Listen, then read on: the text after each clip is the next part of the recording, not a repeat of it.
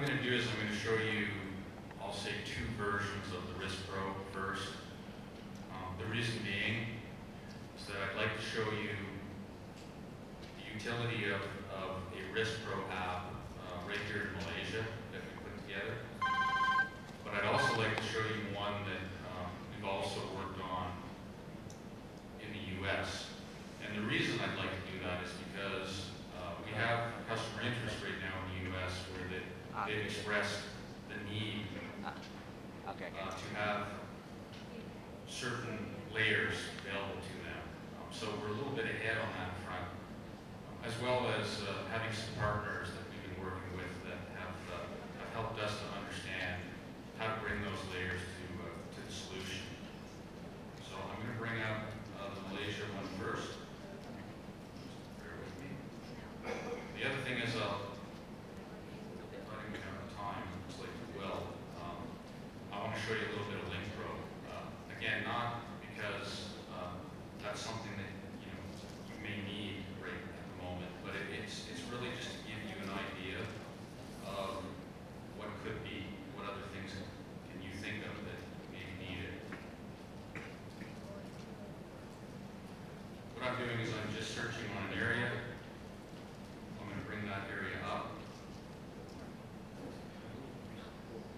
Zoom out a little bit here. This is an area in peninsular Malaysia where I can call up flood zones that have been built from the next map 5-meter data set.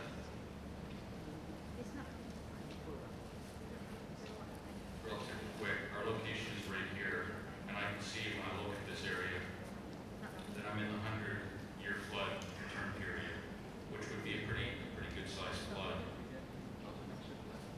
What I can do is I can call up satellite imagery.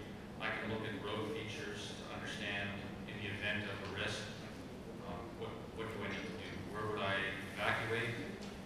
I can bring up an XMAP hill shape. And it's really just to give you an idea of being able to call something up online, something that's through a secure server, and be able to start to make some decisions in the scenario of there's an event coming, a flood event. What do I need to do? How do I evacuate if I need to? If I don't need to evacuate, what is it that I need to do to be prepared for the risk? There are, of course, SRTM flood zones, and part of what we've worked on at Intermap is to understand that using the 5-meter product gives you a very detailed, more accurate representation of what that flooding event would look like. And it can mean a big difference. The difference between staying because you think you're going to be safe from natural peril, when in fact, if you use the more accurate data and provided some simple tools, that you probably would have made a decision that said, no, we've got to go. Okay. And so I wanted to show this quick one just because it's relevant to Malaysia. But what I also want to do is I want to move over quickly, and I'd like to just show you some of the things that working with some of our customer base, they've expressed interest in needing in order to make more informed decisions. And again, keep in mind that this is something that is relatively new. We've been working on it. But I wanted to show you this simply because this is the kind of level of detail and information intelligence that we're bringing to RiskPro wherever that need may be, whether it's Malaysia or some other country. These are the things that we're working on. So let me just show you a little bit here.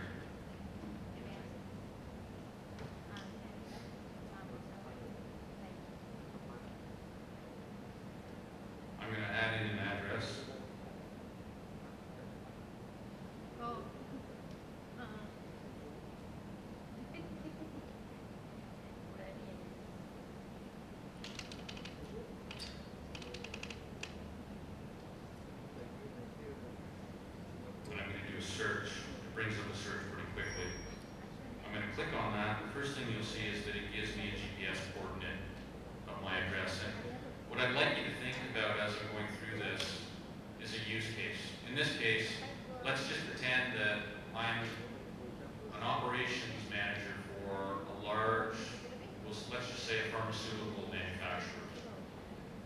me, knowing that there may be a hurricane or a cyclone or maybe even a tsunami that's potentially going to hit, I want to know what I've got to do with my inventory. And think about it this way. I may have, within my operations, I may have 100 warehouses across an area. It could be countrywide. And within those warehouses, I may have a lot of my product. A product that doesn't like water, obviously. Think about pharmaceuticals. You put a Tylenol in water, it dissolves. So for me, it would be a huge impact to my company if my inventory was to get damaged or if I were to lose it all. So I want to know what to do. I'm just going to name this location. Let me try a new name.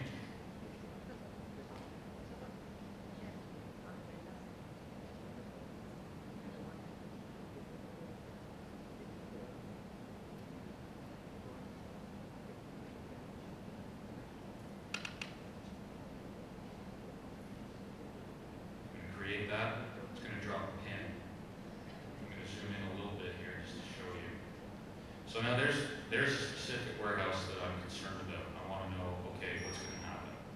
Now I have an opportunity to model. Okay, what I mean by that is that part of the information I need in order to make a better decision, well, I need to know where some features are.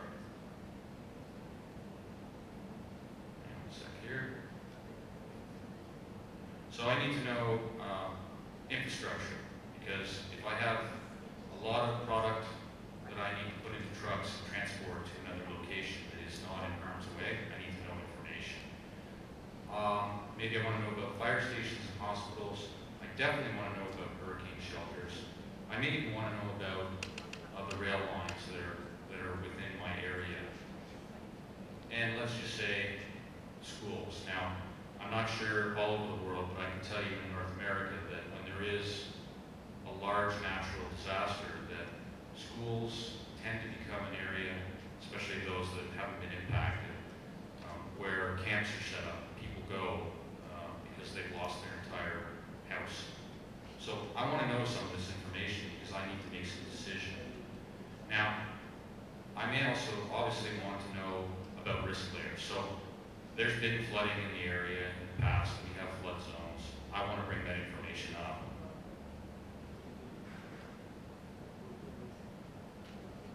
So this is all real time right now. This is generating. The Wi-Fi is a little bit slow, but not too bad. I'll zoom in a little bit more here. It might help.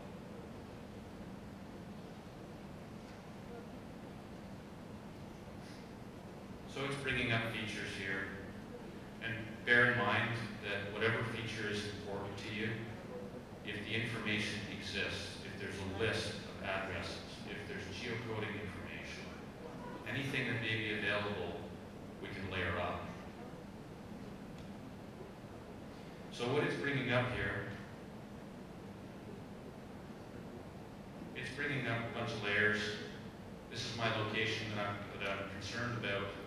A lot of different features. These are churches.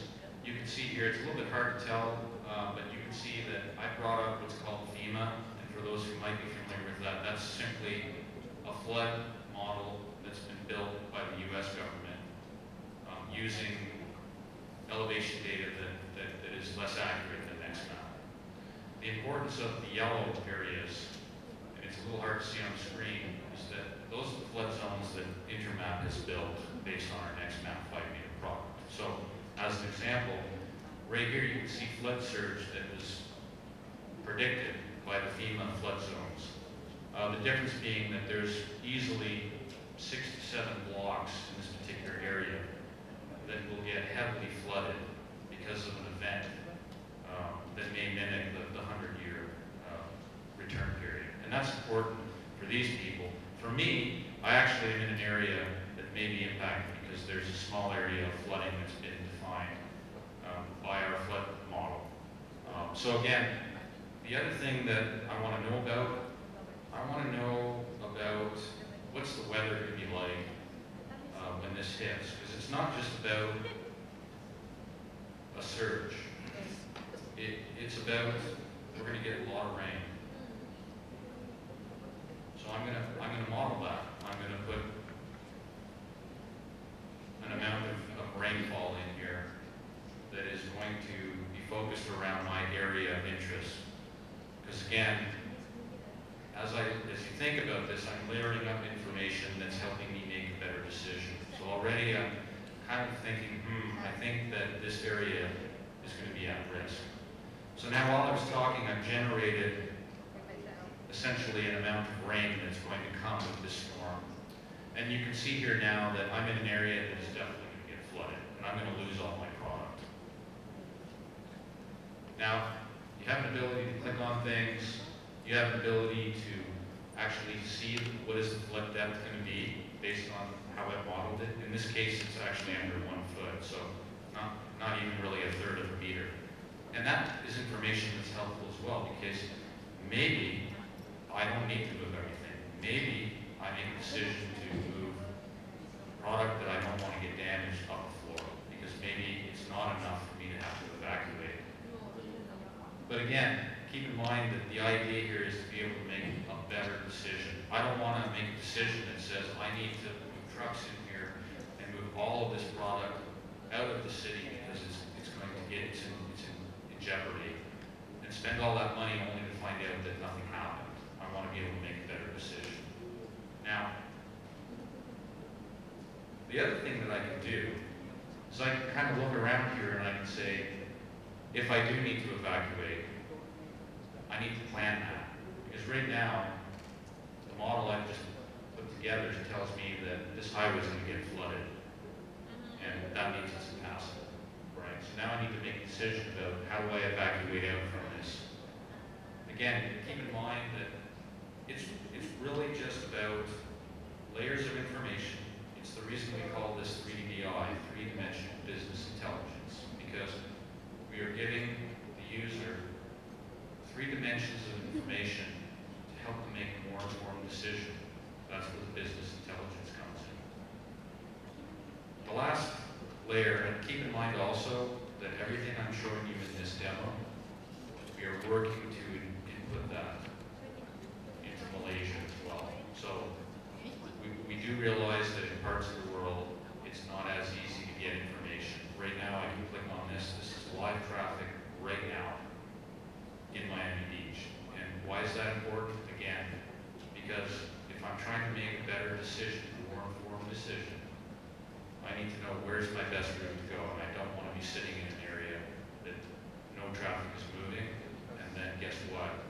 We get hit with that natural disaster. I might as well just stay where I am in that case. So this gives you a little bit of an idea of what we're trying to do on the RiskPro front. We probably have, I'm going to say easily 20 features right now in our product roadmap that we're looking at to continue to enhance. We're looking at geographic areas to understand where is the need. Obviously, there's a lot of natural disasters that relate to flooding in the Asia-Pacific region. So we're looking heavily into this area to understand how we can help to layer up this information, how we can leverage Intermap data, or for that matter, what we saw earlier today, think about our aggregation services, and if there isn't Intermap, what is there? Is there LiDAR? What other data sets are there? Is it World 30? Put that into a web service that allows the customer, again, to be able to access it. Anyone can log into this, so if you think about a government agency, think about employees just logging in, calling each other up and saying, hey, go look at this. We've got a profile that I built for a specific area and we need to talk about it. And again, this is all, I've been talking a lot about mitigation, but now fast forward that to potentially recovery and trying to understand where are the people that need to be evacuated. Do we need to get there by boat? How do we set up, first aid tents? Where do we set them up? All of these things come into play when you're trying to make these decisions. So that concludes really just talking about RiskPro. and understanding that you saw a few screen captures of that Pro, all of our Pro series is really just about looking at industries, asking them a lot of questions, listening. What's your problem? What are you trying to fix? What's the solution you're trying to come to? Find the information, mine it, aggregate it, put it together, serve it up on a common platform. So I'll just quickly show you LinkPro, because again, it may not be that relevant to the audience, and I know it is getting late in the day. But I did want to just show you quickly one example. And again, if you think about this industry, the wireless telecommunications industry is trying to expand their network. So what you're seeing here is a number of towers and lines between those towers. So there's a hub tower right here, and here's a whole bunch of links, if you will. We have a color coding, and the color coding essentially is that red is totally obstructed. Any yellow links may be partially obstructed. This is all using our NextMap DSM, which is a more compelling, more accurate elevation data set than really anything that we found out there. You name it. We have integrated in, as I mentioned earlier, LiDAR, so we are in an urban area here, and I'm just going to show you how a customer might be able to make more informed decisions. Because again, in their old model, some of these green links would have shown up as red, and some of these red ones would most surely have shown up as being free and clear. And then they make a decision to send out a survey crew. And literally, in this industry, the survey crew, one worker gets up on one tower, climbs it, the other gets up on the other, and they send a laser across to make sure it's been received. A lot of times, I said this 30 to 40% of the time, when they do that,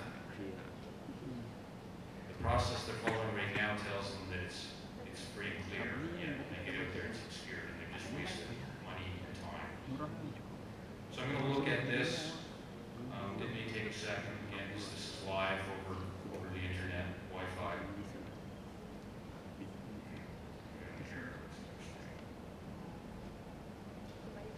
It may not like trying to use Google Earth in this case.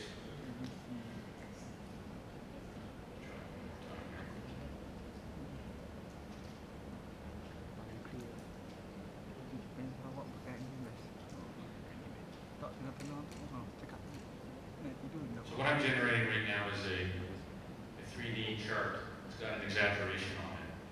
What you're seeing here is buildings that are defined in height by feet. And what you're seeing here is essentially the Fresnel zone. There's essentially, in this industry, there's an upper limit and a lower limit.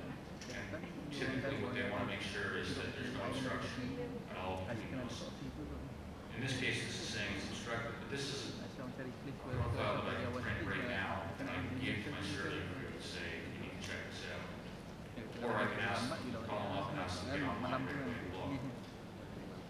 Over here, you can see some sliders. I can make adjustments. It's not important what this information means. It's something that's important, obviously, to the industry. But all I'm trying to do is give you a glimpse into what is important to you in your application. What are the things you need in order to make better decisions? Because whether it's a slider or it's a checkbox that you need to select certain things, you need to look at something in 3D. You need to just make a better decision. I'm going to try Google Earth once more. It could just be that the internet in this ballroom is not cooperating. Oh, here we go.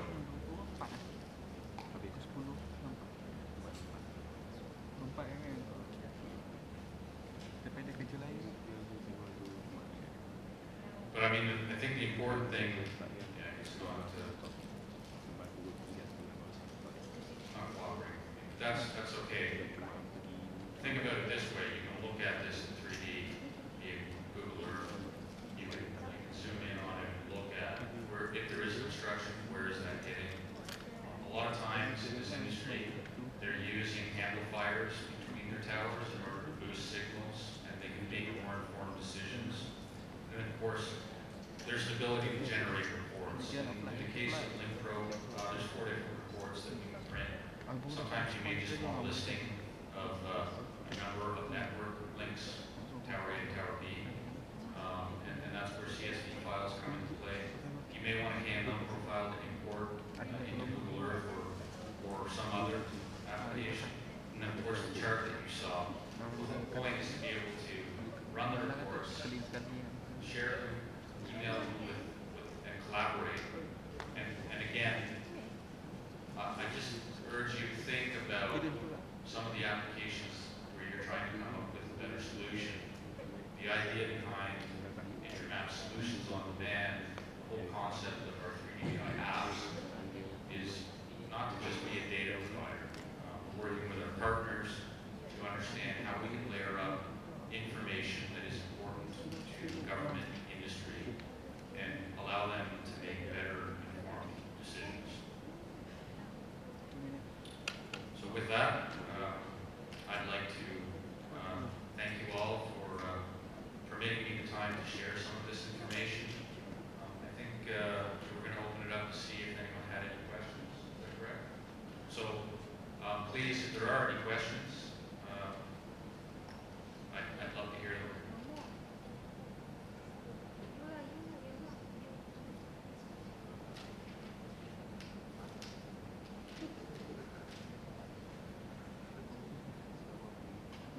Questions? And yes.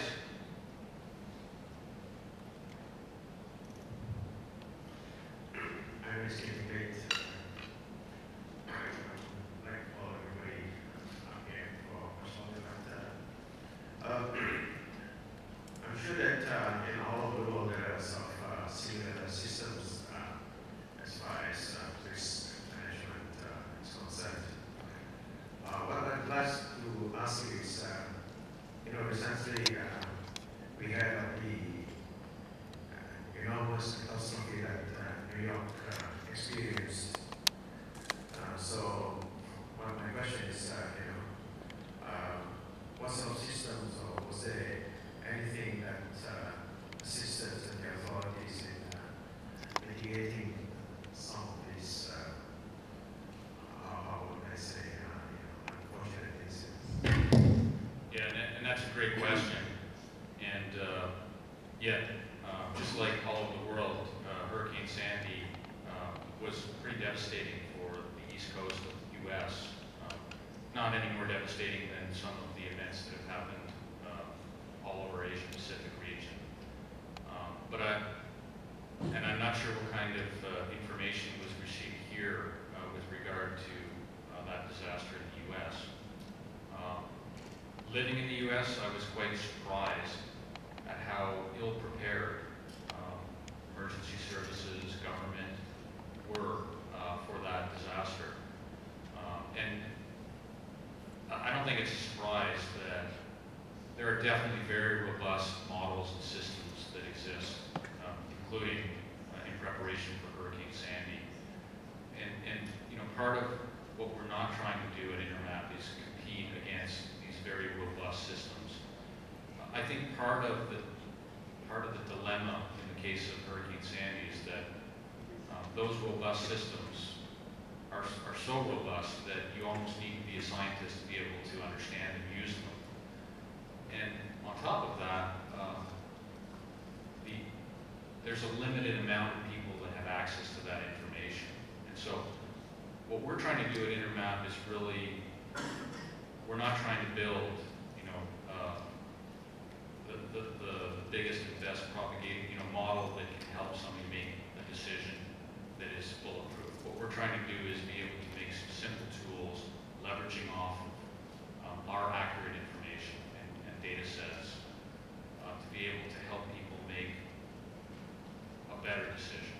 And so some of the things that I saw on the East Coast when that storm hit included a hospital, a very large hospital in New York City that needed to evacuate their entire population in that hospital. But they didn't do it until there was 3 feet of water in the street. And that was on the news in the U.S. I don't know if that was some of the imagery that you saw here in trying to do is just, again, provide a good enough amount of information and tools for people to make a more informed decision.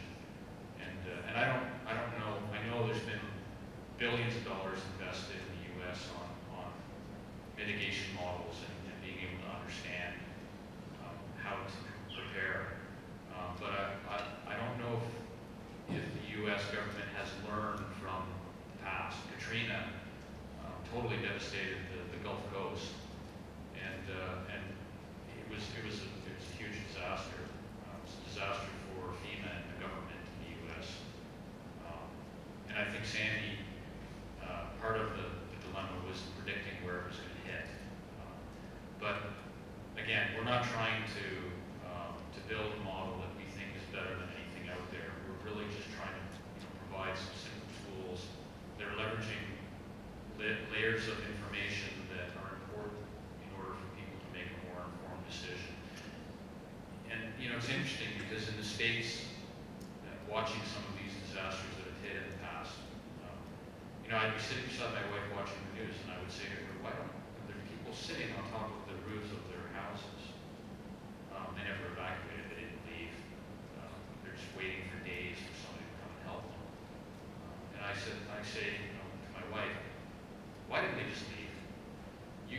You're never gonna have a model where everyone leaves. Even if they were to run RiskPro and get an answer that says it's 100% that your house will get wiped out, there's still gonna be people that say, no, I need to stay. I want to protect my property. I want to see what I can do.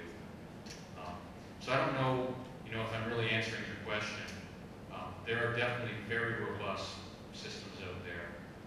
Probably a lot of those systems that many of us in this room don't have access to, may never see, and are in the hands of very intelligent people that are helping to make those larger government decisions. And are they working? I don't know. I would hope that as these disasters escalate into the future, that we see decision-making that is more informed. And that's part of what we're trying to do, is just help on that cause. And we're working with government agencies, we're working with partners, commercial enterprise, really just to see how we can help on that front.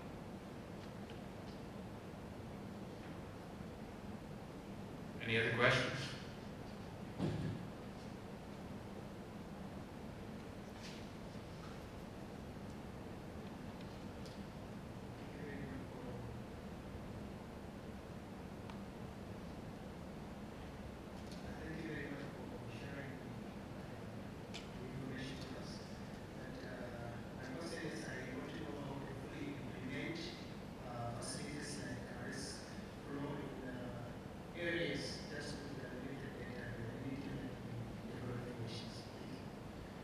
That's a great question.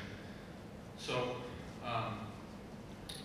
I would say that the solutions that we've been working on to provide are only as good as the information that's available. Meaning that if the access to elevation data in a developing nation is at a certain level and there's nothing else available, then our application, our solution would be leveraging that information. Now, having said that, think back to Dr. Rajan, his slide regarding national spatial data infrastructure. We worked hard on that. We worked with governments, collaborated with partners, being able to bring a lot of components of that solution, working with governments. We have World 30. That could be certainly leveraged to help in this type of web service. There may be other data sets available out there through partners, that we work with partners to be able to, again, aggregate that together. Think back to data aggregation earlier today, where we take the best of whatever's available, fuse it together to make it homogeneous, and then, again, that becomes one of the layers as part of our web service. There may be an opportunity in New Collect, where we are actually working with a government or a partner to collect and new acquisition, and maybe the opportunity then becomes that we leverage World 30 and serve that up through this web service with other layers of information. To start with, it's a start to allow governments and enterprise to start to make some decision. And then from there might be data acquisition. You saw with the spatial data infrastructure opportunities, phases, that there are many opportunities to work in a timeline to be able to bring this information, integrate it in, make it more available to the users. But at the end of the day, if all we have is what everyone else has, that's okay too, because really it's about making it available easily to a user. That's a big part of what Solutions on Demand means. It's about you and your colleagues being able to access the same information and make the same decisions together. So I think there's lots of opportunity. If it's a scenario where a government really doesn't have the ability to get new collective elevation data, again, as I said, we have opportunity in World 30. There could be some existing elevation data throughout the country, pockets of LiDAR. Part of our job in this is to go and look for that, mine it, aggregate it, fuse it, serve it up. So I don't know if that answers your question, but it's certainly a possibility that this type of service is needed in a government.